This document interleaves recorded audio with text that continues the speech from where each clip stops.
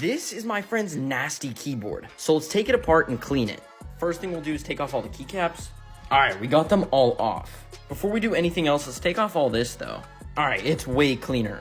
Now we'll take off all the bolts on the back. Alright, we got it all the way out. Now let's clean this and the keycaps. Alright, we got them all in here. Alright, we got the keycaps and everything all clean. Now let's clean up this. Alright, everything is perfectly clean. Except these keycaps have been used so much, they faded. So those will have to go in part 2. We will completely mod this keyboard and make it look brand new.